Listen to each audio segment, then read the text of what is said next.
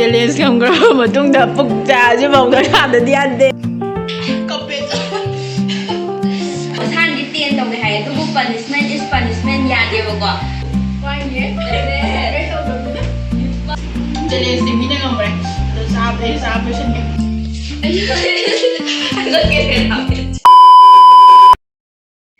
Hello guys, welcome back to my channel. Ngasi saya providing tawduse 3x challenge nebako. Ado 5 minutes manungda neba tawduse. Aduduga punishment sina phamule pu tawdarage ba khambra.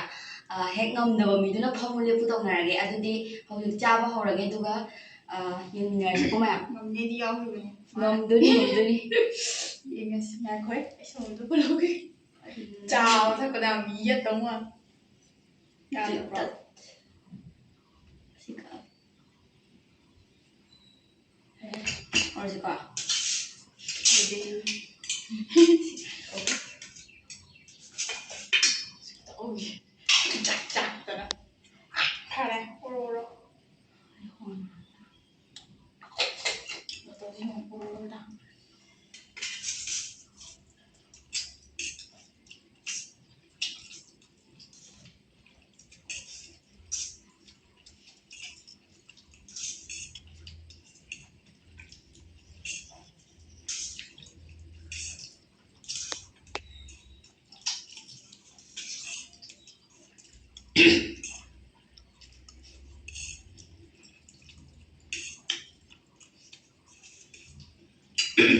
Hunle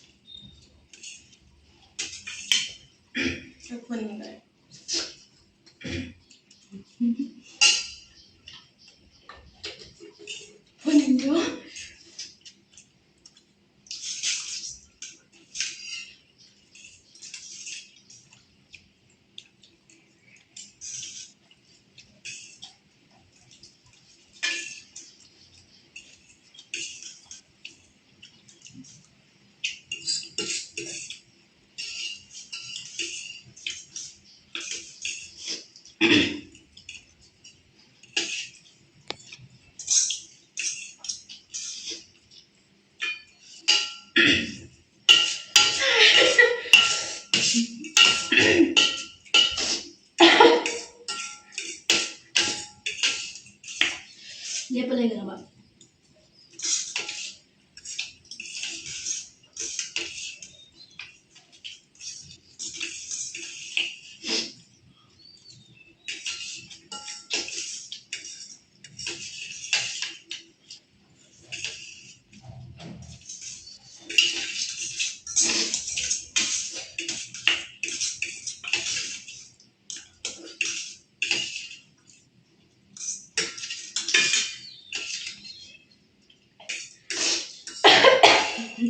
Nyamde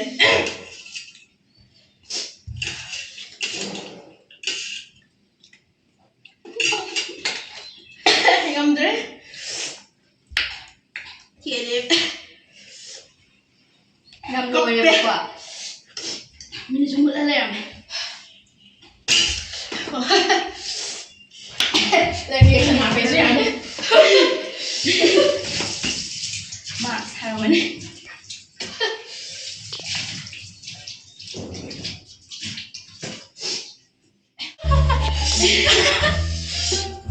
Kaya hamko re Ay, lihat tu hai dah. Lihat saya tahu kau tu. Hulli le hawa Thora Nah, Thora Kapet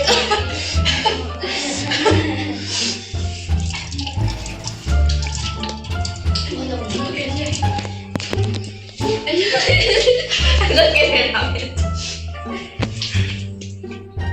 Ay, sahadi saya bapak. Aduh, ay sama sakit asal di kerja sahabat bukan mereka. Aduh, yang kena sahabat ni nanti tu wah kerekam. Ay, kang di kang di ba? Ay, nang ni dia macam hadi. Masa sahabat tu kita mau saya cap sahabat ni tu kan. Kerja sahabat. Aduh, ay ni kerja sahabat bukan mereka tu le. Aduh, yang punishment tolong lah, kita mau bela apa bapak? Malah. Smelling hang le dom je Punishment tolong lah dulu lah. Jadi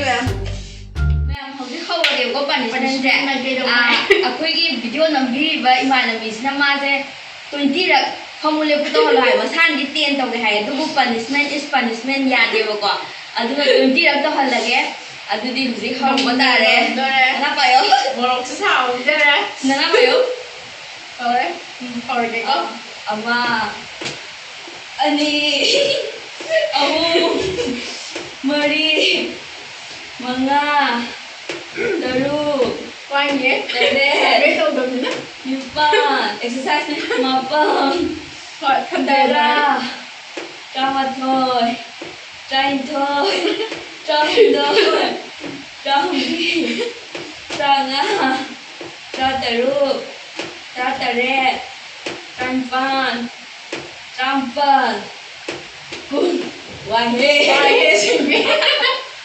ꯃꯌꯥꯝ ꯑꯗꯨꯗꯤ ꯑꯩꯒꯤ ꯚꯤꯗꯤꯑꯣꯁꯦ ꯅꯨꯡꯉꯥꯏꯕꯤꯔꯒꯗꯤ like ꯁꯤꯌꯔ subscribe ꯇꯧꯕꯤꯌꯣ ꯑꯗꯨꯗꯨꯒ ꯑꯩꯒꯤ ꯃꯇꯨꯡ ꯇꯥꯕ ꯚꯤꯗꯤꯑꯣꯁꯤꯡꯁꯨ support ꯇꯧꯕꯤꯌꯣ ꯑꯗꯨꯒ ꯁꯕꯁꯀ꯭ꯔꯥꯏꯕ ꯇꯧꯗ꯭ꯔꯤꯕ ꯏꯆꯤꯜ ꯏꯅꯥꯎꯁꯤꯡ ꯑꯣꯏꯔꯒꯅ ꯁꯕꯁꯀ꯭ꯔꯥꯏꯕ ꯇꯧꯁꯟꯕꯤꯔꯝꯃꯣ ꯑꯗꯨꯒ ꯂꯥꯏꯛ ꯃꯆꯥ ꯑꯃꯃꯝꯇꯪ ꯅꯨꯡꯁꯤꯕ ꯎꯠꯄ ꯑꯣꯏꯅ ꯅꯝꯕꯤꯔꯝꯃꯣ ꯑꯗꯨꯒ ꯑꯩꯁꯦ ꯁꯕꯁꯀ꯭ꯔꯥꯏꯕꯔꯁꯨ 2K ꯌꯧꯗꯣꯔꯕꯅꯦꯕꯀꯣ ꯑꯗꯨꯅ 2Kꯁꯦ ꯁꯠ ꯌꯧꯍꯟꯕꯤꯔꯁꯦ ꯃꯌꯥꯝ ꯌꯧꯍꯟꯃꯤꯟꯅꯔꯁꯦ ꯃꯌꯥꯝ ꯆꯪꯃꯤꯟꯅ ꯏꯃꯥꯟꯅꯕꯤꯒꯤ ꯆꯦꯅꯦꯜꯁꯦ 2Kꯁꯦ ꯁꯠ ꯌꯧꯍꯜꯂꯁꯦ ꯑꯗꯨꯒ ꯅꯨꯡꯉꯥꯏꯇ꯭ꯔꯁꯨ ꯚꯤꯗꯤꯑꯣꯁꯦ ꯌꯦꯡꯕꯤꯔꯣ ꯑꯗꯣ ꯍꯩꯇꯦꯀꯣ ꯀꯃꯥꯏꯅ ꯇꯧꯗꯣꯏꯅꯣ ꯈꯪꯗꯦꯅ ꯑꯗꯨꯝ ꯁꯨꯝ ꯉꯥꯏꯍꯥꯛꯀꯤ ꯅꯨꯡꯉꯥꯏꯅꯕ ꯑꯣꯏꯅ ꯁꯨꯝ ꯇꯧꯔꯕꯅꯦ ꯚꯤꯗꯤꯑꯣꯁꯦ ꯑꯗꯣ ꯌꯦꯡꯕꯗꯤ ꯀꯥꯎꯕꯤꯔꯦ ꯅꯨꯡꯉꯥꯏꯇ꯭ꯔꯁꯨ ꯌꯦꯡꯉꯣ ꯋꯥ ꯉꯥꯡꯕꯁꯦ ꯋꯥꯔꯝꯃꯅꯤꯕ ꯍꯥꯏꯗꯤ ꯃꯕꯨꯛ ꯁꯧꯒꯠꯅ ꯐꯃꯨꯡ ꯂꯦꯞꯄꯨ ꯇꯧꯕꯒꯤ ꯑꯗꯣ ꯃꯌꯥꯝ ꯐꯖꯅ ꯍꯧꯕꯗꯒꯤ ꯂꯣꯏꯕꯐꯥꯎ ꯌꯦꯡꯃꯤꯟꯅꯕ ꯏꯃꯥꯟꯅꯕ ꯏꯃꯥꯟꯅꯕꯤ ꯑꯗꯒꯤꯗꯤ ꯑꯩꯒꯤ ꯏꯌꯥꯝꯕ ꯏꯕꯨꯡ ꯏꯆꯦ ꯑꯗꯩꯗꯤ ꯏꯄꯥ ꯏꯙꯧꯁꯤꯡꯕꯨ ꯂꯣꯏꯅꯃꯛ ꯊꯥꯒꯠꯆꯔꯤ Flashback. ꯃꯇꯝ ꯂꯣꯏ ꯂꯣꯏꯁꯟꯒꯦ ꯆꯦꯂꯦꯟꯖꯇꯤ ꯃꯤꯅ ꯉꯝꯈ꯭ꯔꯦ ꯑꯗꯣ ꯆꯥꯕꯗꯩ ꯆꯥꯕ ꯂꯣꯏꯁꯟꯒꯦ ꯆꯦꯂꯦꯟꯖ ꯃꯄꯨ ꯆꯦꯂꯦꯟꯖ ꯑꯃꯨꯛ ꯄꯨꯛꯆꯥ ꯆꯪꯈ꯭ꯔꯦ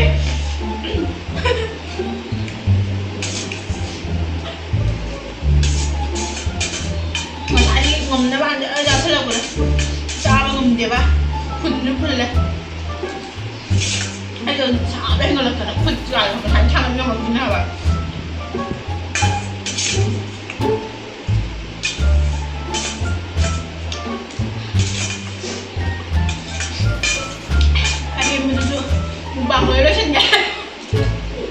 ꯆꯦꯂꯦꯟꯖ ꯉꯝꯈ꯭ꯔꯕ ꯃꯇꯨꯡꯗ ꯄꯨꯛ ꯆꯥꯁꯦ ꯐꯥꯎꯗ ꯊꯥꯗꯗꯤ ꯌꯥꯗꯦ ꯆꯦꯂꯦꯟꯖꯅꯤ ꯆꯦꯂꯦꯟꯖ ꯉꯝꯕꯤꯅ ꯉꯝꯈ꯭ꯔꯦ ꯑꯗꯨꯗꯨꯒꯅꯦ ꯄꯥꯎꯗꯔ ꯊꯥ ꯂꯩꯈ꯭ꯔꯦꯕ ꯃꯕꯨꯛ ꯆꯥꯛꯄꯩꯅꯦ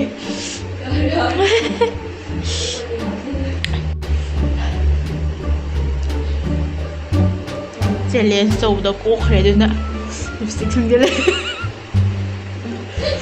ꯑꯩ ꯄꯅꯤꯁꯃꯦꯟ ꯄꯤꯅꯕ ꯉꯥꯏꯔꯤ welcome back to my channel ꯉꯁꯤꯁꯦ ꯑꯩꯈꯣꯏꯕꯥꯏꯅ ꯇꯧꯗꯣꯏꯁꯦ 3x ꯆꯦꯂꯦꯟꯖꯅꯦꯕꯀꯣ ꯑꯗꯨꯗꯨꯀꯥꯟꯗ ꯉꯁꯤꯁꯦ 5 minutesꯇꯅꯦꯕ ꯇꯧꯗꯣꯏꯁꯦ